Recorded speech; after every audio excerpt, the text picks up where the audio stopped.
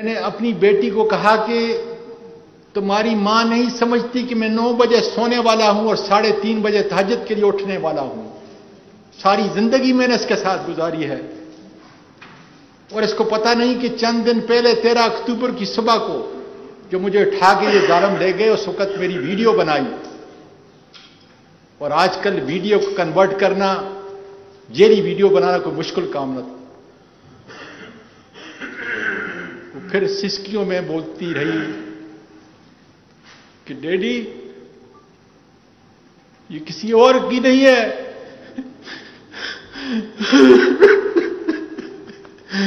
ये तुम्हारी और मेरी मामा की है।